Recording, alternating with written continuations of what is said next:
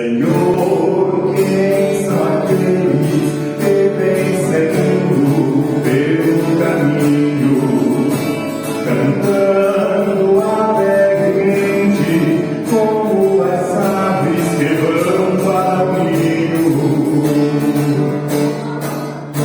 Senhor, quem são aqueles que em vestes brancas vão prosseguindo?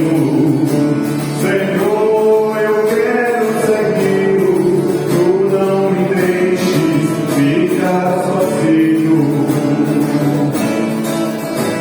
Eu quero também ser um deles, ter felicidade no coração, seguir aquele caminho sem sofrimento e de salvação.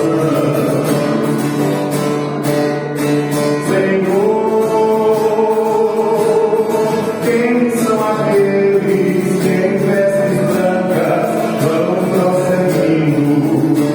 Senhor, eu quero segui-lo, tu não me deixes ficar sozinho. O mundo já não me serve, a minha alma está soluçando.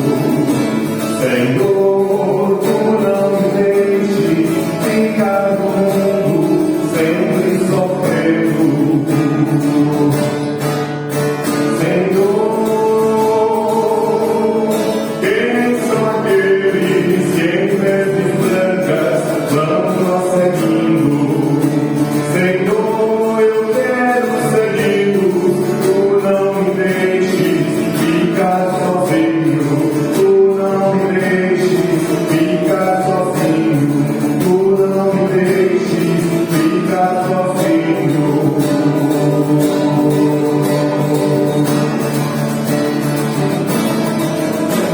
Divino companheiro do caminho.